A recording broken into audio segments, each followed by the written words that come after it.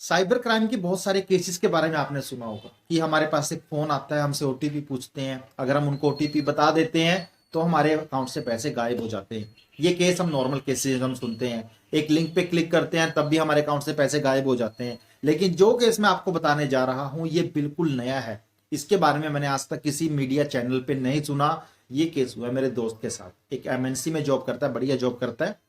उसके पास 10 बजे, 10:30 बजे सुबह के टाइम फोन आता है। 3 दिन पहले की ये बात है।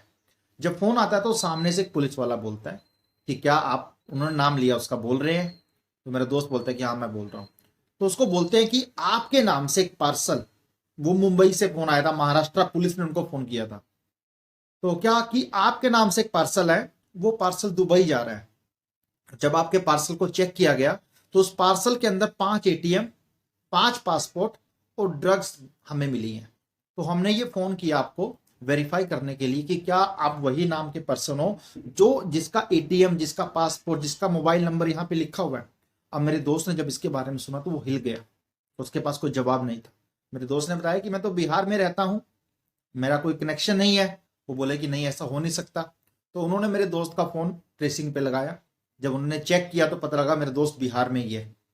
तो वो आदमी बोला कि नहीं, ये ड्रग्स का केस है, आपको हमने सिर्फ आइडेंटिफिकेशन के लिए, वेरीफाई करने के लिए फोन किया है। लोकल थाने से पुलिस आएगी और आपको गिरफ्तार करके ले जाएगी। मेरे दोस्त को बहुत डरा दिया उन्होंने, मतलब इतना डरा दिया, आप समझ सकते हैं, अंदाजा लगा सकते हैं कि डर कितना, क्योंकि आम इंसान के पास फोन आएगा तो वो भी डर ही जाएगा।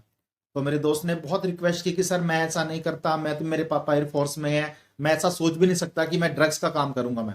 लेकिन सामने वाला पर्सन मानने को तैयार नहीं था। तो वो बोला कि चलो कोई बात नहीं, मैं आपकी फोन को डीएसपी को ट्रांसफर करता हूँ। वीडियो कॉल पे बात हो रही है। तो ये कॉल ट्रांसफर हुई डीएसपी को। कई बार वेटिंग चल रहा है, वेटिंग चल रहा है, कोई जवाब नहीं आ रहा। फिर एट लास्ट डीएसपी ने फोन उठाया। सामने जो बंदा वीडियो कॉल पे आया, चेयर लगी हुई है, टेबल लगी हुई है मस्त, पीछे लिखा हुआ बोर्ड पे महाराष्ट्र पुलिस, यहाँ पे स्टार्स लगे हुए हैं।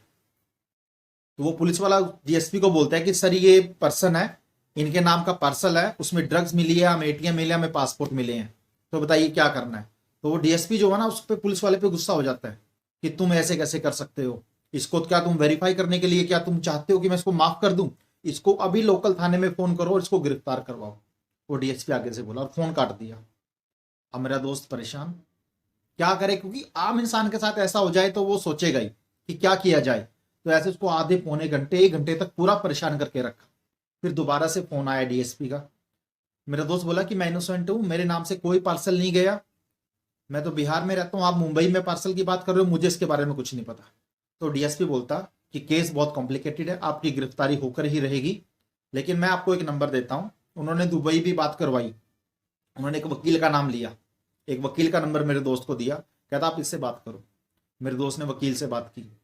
वो भी वकील बिल्कुल, मतलब वीडियो कॉल पे बात हो रही है सारी, साथ में व्हाट्सएप चैट भी हो रही है। चैट मेरे पास है लेकिन आपको दिखाना नहीं चाहता।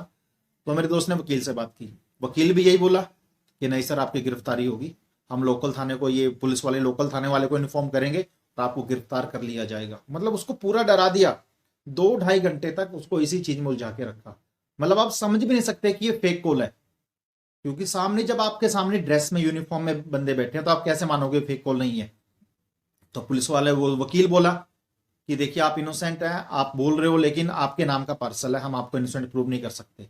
तो वकील ने फोन काट दिया। दोबारा से पुलिस वाले का फोन आया कि आप क्या कर रहे हो, आपकी बात कहां तक हुई, ये वो। मेरा दोस्त उनको बोल रहा है कि नहीं मैं इनोसेंट हूं। तो एक बार जब उस बंदे ने बोला कि एक काम करते हैं, चलो ठीक है आप इनोसेंट है ना, तो हमें एक काम करना पड़ेगा, हमें बॉन्ड पेपर पे, वो बॉन्ड पेपर सुप्रीम कोर्ट में देना है, हाई कोर्ट में देना है, यहाँ लोकल थाने में भी देना है, आपके यहाँ लोकल थाने में भी देना है। तो आपको उस बॉन्ड पेपर करने के लिए पैसे आपको देने पड़ेंगे।